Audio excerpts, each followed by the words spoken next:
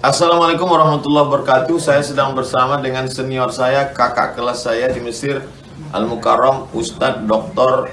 Damanhur Abbas. Nikmati kajian-kajian tausiah beliau yang bergizi, berkualitas di channel Ustadz Damanhur Abbas. Jangan lupa tonton, subscribe, like, share, and comment. Assalamualaikum warahmatullahi wabarakatuh.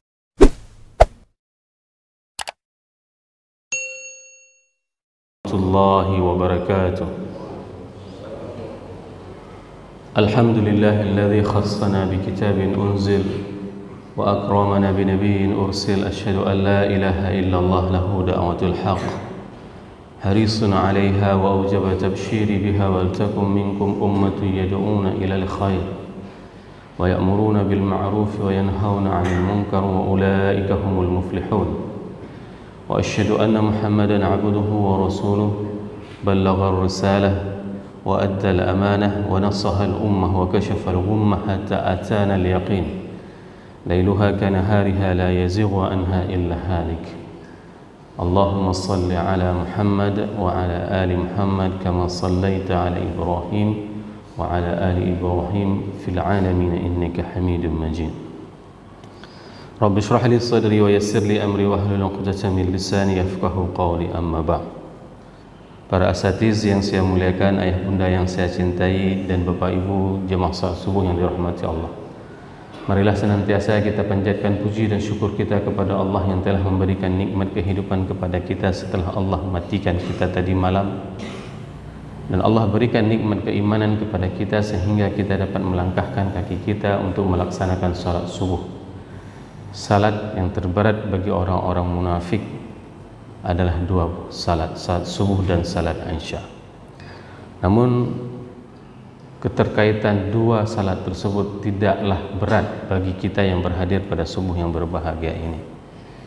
Semoga kita terlepas dari sifat kemunafikan sehingga kita tidak menjadi orang-orang yang bermuka dua.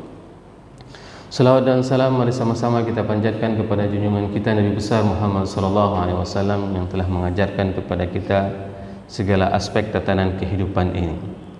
Rasul tidak membiarkan satupun ajaran ini tidak disampaikan, sehingga siapapun yang menekuni dan mengikuti apa yang diperintahkan oleh Rasulullah sallallahu alaihi wasallam, maka diibaratkan lailuha kanahariha la yazighu anha illa halik. Tidak akan pernah seorang tersebut akan tersesat walaupun dia berada di tengah kegelapan malam, akan tetapi malam tersebut terang benderang. Begitulah manhaj hidup, begitulah pedoman hidup yang dibawakan oleh baginda Rasulullah SAW. Untuk apa? Untuk kita bisa mengenal Allah, untuk kita bisa menjadi hamba yang bersyukur terhadap nikmat yang Allah berikan, untuk bisa kita menjadikan seorang hamba yang senantiasa mengingat Allah qu'udan wa qiyaman, sambil kita berdiri, duduk, dan berbaring. Kalaulah seandainya Allah tidak mengirim baginda Rasulullah SAW, mungkin kita tidak tahu bagaimana indahnya meletakkan dahi kita di atas sajadah, dan kita tidak tahu harus membaca apa. Maka oleh sebab itu, Bapak Ibu jemaah yang dirahmati Allah, perbanyaklah berselawat kepada baginda Rasulullah. Agar apa? Agar nanti kelak pada saat kita dibangkitkan, maka kita akan mencari beliau, sosok yang senantiasa dicari oleh semua makhluk hidup, mulai dari Nabi Adam hingga nanti di hari akhirat akan mencari satu sosok, yaitu Nabi Muhammad SAW, dan akan meminta syafaat kepada beliau. Semoga jamaah yang berhadir pada subuh yang berbahagia ini merupakan di antara umat Nabi Muhammad SAW yang diberikan syafaat oleh baginda Rasulullah SAW dan akan disuguhkan air dari telaga Kautsar. Allahumma amin. Bapak Ibu jamaah yang dirahmati Allah, pada subuh yang berbahagia ini ada sebuah pertanyaan, di mana pertanyaan tersebut pernah ditanyakan oleh orang kepada Ibnu Mas'ud. Suatu hari Ibnu Mas'ud ditanyakan, "Ma huwal siratal mustaqim?" Ibnu Mas'ud. Ibnu Mas'ud ditanyakan, apa yang dimaksud dengan siratal mustaqim? Maka pada saat itu Ibnu Mas'ud membacakan sebuah ayat firman Allah surat Al-An'am ayat 153 yang berbunyi, A'udzubillahi minasyaitonirrajim, bismillahirrahmanirrahim, wa anna hadza sirati mustaqiman fattabi'uh wa la tattabi'us subula fatafarraqa bikum an sabilihi dzalikum wassaakum bihi la'allakum tattaqun. Shadaqallahul azim. Sesungguhnya wa anna hadza sirati mustaqiman fattabi'uh, dan sesungguhnya ini merupakan jalan yang lurus. Wala tattabi'us subula fatafarraqa bikum an sabili, dan janganlah kalian mengikuti jalan yang banyak. Di sini Ibnu Mas'ud menjelaskan kepada si penanya tersebut bahwasanya pada saat engkau berjalan, engkau dihadapi dengan dua pilihan. Yang pertama adalah engkau bisa menoleh dan bisa berjalan ke kanan dengan tungganganmu, dan engkau juga bisa berjalan ke kiri dengan tunggangan. Akan tetapi pada saat engkau berjalan lurus, maka itulah yang dinamakan dengan siratal mustaqim. Kita mempunyai berbagai macam pilihan di dalam menjalani kehidupan ini. Namun pada saat kita memilih untuk hidup dengan apa yang diperintahkan oleh Allah dan Rasulnya, maka ini adalah sebuah kehidupan yang lurus. Dikarenakan apa? Dikarenakan orang-orang ahlul kitab pada saat mereka sudah diutus kepada mereka para rasul, namun mereka itu berlebihan di dalam menjalani kehidupan mereka. Sebagaimana Allah memberikan pemahaman dan gambaran kepada kita tentang kondisi orang-orang ahlul kitab. Allah berfirman di dalam surat Al-Maidah ayat 77 yang berbunyi, A'udzubillahi minasyaitonirrajim, bismillahirrahmanirrahim, Qul ya ahlal kitab la taghlu fi dinikum ghairal haqq wa la tattabi'u ahwa'a qaumin qad dhallu min qablu wa adallu katsiran wa dhallu an sawa'is sabil. Ini merupakan gambaran ahli kitab pada saat diutus kepada mereka para rasul, akan tetapi mereka itu berlebihan di dalam segala aspek tatanan kehidupan, sehingga pada saat ajaran Nabi Muhammad itu datang, orang-orang Yahudi pada saat itu terkenal dengan orang-orang yang harisun ala hubbud dunya. Orang-orang Yahudi itu adalah terkenal orang-orang yang sangat menjaga tentang kehidupan di dunia mereka. Dan mereka identik dengan orang-orang yang sangat-sangat concern menjaga harta, keilmuan. Itu adalah sikap orang-orang Yahudi. Akan tetapi mereka sama sekali tidak mau menjalankan perintah ibadah. Ini yang dinamakan dengan berlebihan. Padahal pada saat itu Al-Quran menyuruhkan juga kepada mereka untuk menyeimbangkan antara kehidupan beribadah dengan kehidupan dunia. Hal yang berbeda dilakukan dengan orang-orang Nasrani. Orang-orang Nasrani pada saat itu terkenal dengan orang-orang yang dinamakan dengan orang yang ta'abbud. Mereka adalah orang-orang yang fokus untuk beribadah tanpa mengopen untuk kehidupan di dunia mereka. Dua sisi yang berbeda. Yahudi merupakan orang yang fokus terhadap dunianya, sedangkan Nasrani itu adalah orang yang fokus untuk beribadah tanpa menghiraukan kehidupan dunia. Kedua ciri tersebut itu disebutkan dan dijelaskan oleh Allah dalam surat Al-Fath ayat 29 yang berbunyi, A'udzubillahi minasyaitonirrajim, bismillahirrahmanirrahim, Muhammadun Rasulullah walladzina ma'ahu asyidda'u 'alal kuffari ruhama'u bainahum tarahum ruk'an sujjadan yabtaghuna fadlan minallahi wa ridwana simahum fi wujuhihim min atharis sujud dzalika mathaluhum fit Taurah wa mathaluhum fil Injil كزرع أخرج شطأه فأزاره فاستغلظ فاستوى على سوقه يعجب الزراع ليغيظ بهم الكفار وعد الله الذين آمنوا وعملوا الصالحات منهم مغفرة وأجرا عظيما. Di awal ayat ini Allah menjelaskan bagaimana konsep ma'iyah, konsep kebersamaan para sahabat itu kepada Rasulullah SAW. Dan pada fase yang kedua Allah menjelaskan bagaimana ciri-ciri umat Islam tersebut. Agar apa? Agar ini menjadi pelajaran kepada kita semuanya, agar kita tidak menjadi seperti ciri-ciri umat Yahudi dan umat Nasrani. Di dalam Taurat itu dijelaskan, fi wujuhihim simahum fi wujuhihim min atharis sujud.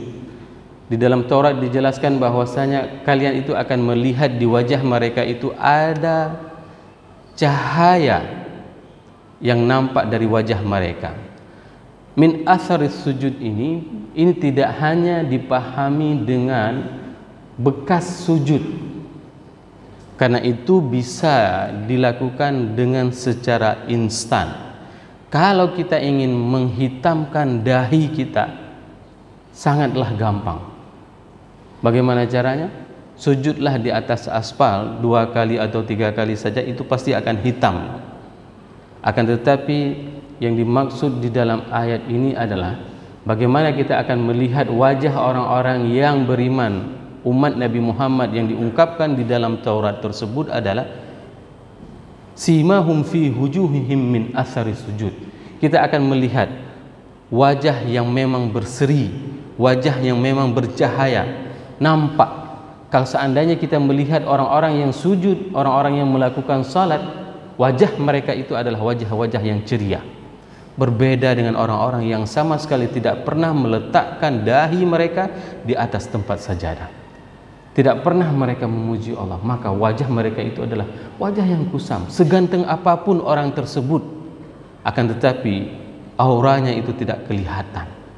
Inilah yang diibaratkan di dalam Taurat. Bagaimana kita bisa melihat bahwasanya simahum fi wujuhihim min atharis sujud. Dzalika mathaluhum fit Taurah wa mathaluhum fil Injil. Dan sedangkan perumpamaan umat Islam itu di dalam Injil, kazar'in akhraja syat'ahu fa'azarahu fastaghlata fastawa ala suqihi yu'jibu az-zurra liyaghidha bihumul kuffar. Ini adalah sebuah ungkapan yang sangat saintis, ungkapan yang sangat ilmiah. Pada saat Al-Quran memberikan ciri-ciri umat Nabi Muhammad itu adalah dengan sebuah bentuk tanaman yang ditanam, tanaman tersebut membuat bangga si penanam. Hari ini berapa banyak ibu-ibu setelah menanam bunga itu sangat bangga dengan bunganya. Ini adalah perumpamaan yang diungkapkan di dalam Injil. Kenapa? Karena orang-orang Nasrani itu adalah orang-orang yang sama sekali tidak mau mengopen tentang kehidupan di dunia. Mereka adalah ar-rahbaniyun. Mereka itu adalah petukang ibadah tanpa mau mengopen tentang kehidupan di dunia ini. Sehingga Imam Malik pernah menasehatkan orang yang mengatakan bahwasanya apabila ada orang yang melihat orang lain dan dia akan menjadi penilai tentang keimanan orang lain, maka pada saat itu Imam Malik mengatakan, janganlah sekali-sekali engkau menjadi ruhban yang menjadi penilai terhadap keimanan seseorang. Hari ini sikap seperti ini paling sering dipraktekkan oleh umat Islam.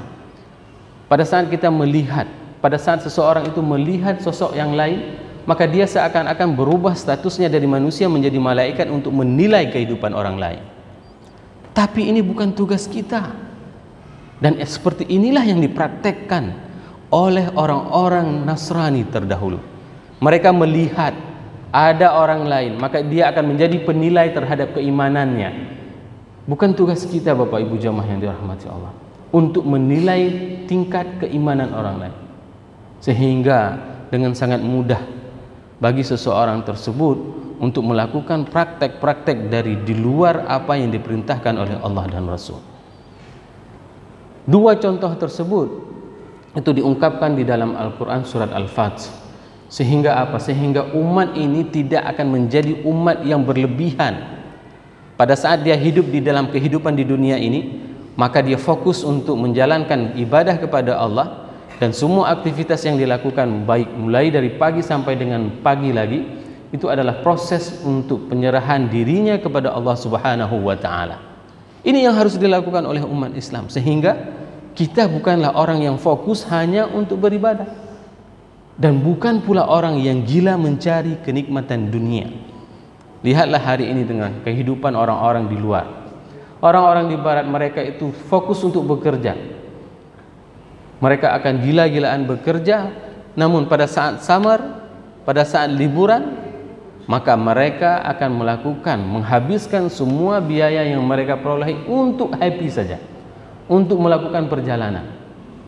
Bukanlah seperti itu kehidupan yang diajarkan oleh Allah ini, yang dibawakan oleh baginda Rasulullah SAW. Ada keseimbangan dalam tatanan kehidupan ini. Keseimbangan tersebut dapat dilihat bagaimana Islam, kalau seandainya kita ingin melihat dalam dunia pendidikan, adanya keseimbangan, tidak ada pemisahan antara ilmu agama dengan ilmu dunia. Inilah yang diajarkan oleh Islam, sehingga Islam itu berada pada puncak peradabannya. Begitu juga kalau seandainya kita ingin melihat bagaimana keseimbangan atau yang disebut dengan wasatiyah di dalam hal aspek perekonomian, di dalam ekonomi kapitalis, mereka itu sangat mengagungkan kepemilikan secara individu. Sehingga apa? Sehingga orang-orang yang mempunyai modal itu adalah orang-orang yang akan menguasai semua aspek bisnis. Berbeda dengan orang-orang yang menganut mazhab sosialis. Mazhab sosialis tersebut adalah orang-orang yang tidak pernah mengakui kepemilikan individu, akan tetapi semua kepemilikan itu dimiliki oleh negara. Islam tidaklah seperti itu. Islam mengatur, mengakui kepemilikan individu dan mengutamakan kepemilikan barang-barang umum itu dimiliki oleh negara. Contoh misalnya, pada saat kita melihat bagaimana orang-orang yang dahulu kala, pada saat mereka membuat sebuah kampung, maka kita dapat mengetahui dalam bahasa Aceh besar yang dinamakan dengan asolo, orang yang membuka kampung itu pertama itu adalah orang yang memiliki akses tanah di pinggiran sungai. Namun tidak ada satupun di dalam ajaran Islam yang boleh mengklaim sungai itu adalah milik orang. Berbeda di dalam ekonomi kapitalis, mereka bisa mengklaim apapun itu untuk kepentingan individu mereka, sehingga mereka sangat mendominasi tentang harta kekayaan. Berbeda dengan orang-orang sosialis. Orang-orang sosialis itu tidak boleh ada perbedaan. Kalau satu orang makan roti, maka semua akan makan roti. Inilah konsep sosialis. Maka tidak boleh ada orang yang lebih. Maka tidak ada orang yang boleh mempunyai harta lebih dari orang yang lain. Islam tidak pernah mengatur seperti itu. Islam mengakui private ownership dan public ownership. Islam mengakui adanya kepemilikan secara pribadi dan kepemilikan secara umum. Ini adalah sebuah agama yang tidak akan pernah menjadi ghulul, yang tidak akan pernah menjadi agama yang berlebihan. Kenapa? Karena agama ini akan mengantarkan kesuksesan bagi seseorang, baik dalam hal pendidikan, baik dalam hal kebudayaan, baik dalam hal ekonomi. Sehingga siapapun, bagi mereka yang hidup dengan tatanan dan kehidupan dalam ajaran agama Islam ini, itu akan mengantarkan kepada kesuksesan yang nyata. Hari ini berapa banyak orang-orang yang mempunyai harta miliaran rupiah, pada saat dia tidur malam masih mempunyai aset miliaran rupiah, begitu dia bangun tidur menjadi miskin papa. Dikarenakan apa? Dikarenakan konsep perekonomian yang mereka tegakkan itu tidaklah berdasarkan kepada konsep ekonomi syariah. Ini merupakan sebuah kelemahan. Kenapa negara kita, bukan hanya Indonesia, akan tetapi hampir semua negara yang ada di atas dunia ini mengalami krisis ekonomi. Hampir setiap 5 tahun sekali akan terjadi permasalahan ekonomi. Dikarenakan apa? Dikarenakan kita tidak mau merujuk kepada apa yang diperintahkan oleh Allah dan Rasul, khususnya di dalam hal riba. Kita masih menganggap bahwasanya riba itu merupakan salah satu bentuk investasi. Padahal Allah sudah menjelaskan kepada kita semuanya bahwasanya riba itu bukan sistem investasi. Wa ma ataitum minar riba liyarbu fi amwalin nasi la yarbuna 'indallah. Apa saja yang engkau investasikan dengan cara ribawi itu bukan sistem investasi. Itu yang mengatakan itu adalah Allah.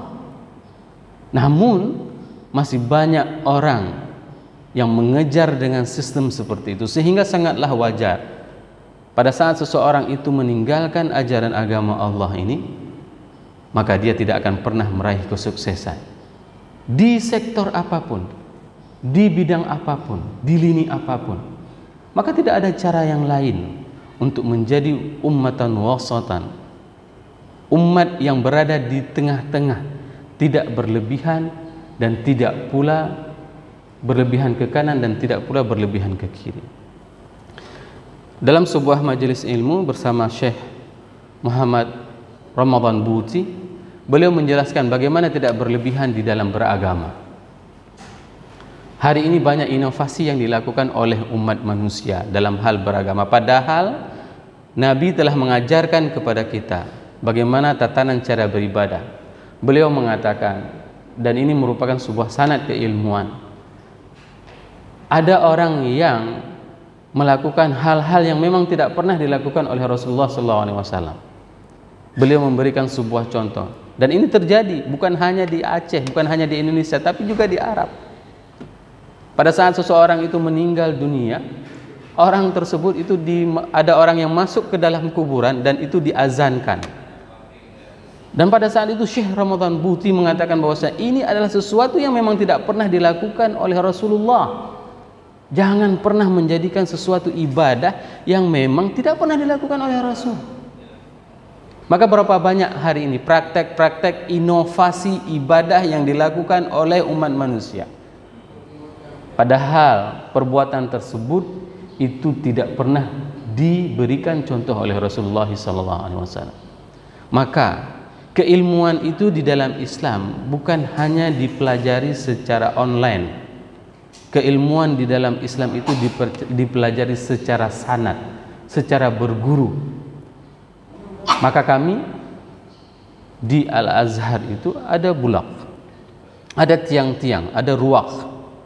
Ruwaq itu adalah setiap tiang di Masjid Azhar itu mempunyai tiang keilmuan tersendiri. Kalau seandainya kita ingin belajar fikih, itu ada tiang fikih tersendiri, dan itu bersanad keilmuannya sampai kepada para penulisnya. Begitu juga dengan ilmu hadis. Kalau seandainya kita memilih tiang kitab Muwatta Imam Malik, maka kita belajarnya itu bersanad sampai kepada penulisnya dan sampai kepada Rasulullah SAW. Tradisi keilmuan seperti inilah yang sebenarnya kenapa kita itu akan mengantarkan anak-anak kita ke pondok pesantren. Dikarenakan di pondok pesantren itu ada ustadz-ustadz yang memang sudah jelas keberadaannya, bukan melepaskan kepada orang yang memang tidak terukur keilmuannya. Ini merupakan di antara bagaimana yang dimaksud dengan umat yang wasatiyah. Dikarenakan kata-kata wasatiyah ini adalah istilah yang sudah disalahgunakan oleh orang-orang, terutama di negeri kita tercinta ini. Banyak orang salah menggunakan kata-kata wasatiyah ini, sehingga mereka menggunakan untuk kepentingan partai politiknya, sehingga mereka menggunakan wasatiyah ini untuk kepentingan pribadinya, bahkan untuk menggunakan kepentingan-kepentingan yang untuk meraih kesuksesan di dunia yang mereka anggap. Semoga apa yang saya sampaikan ini bermanfaat kepada diri saya dan kepada jamaah semuanya, sehingga kita bisa meningkatkan keimanan kita kepada Allah dan kepada Rasul. Subhanakallahumma wa bihamdika asyhadu an la ilaha illa anta astaghfiruka wa atubu ilaik. Wassalamualaikum warahmatullahi wabarakatuh.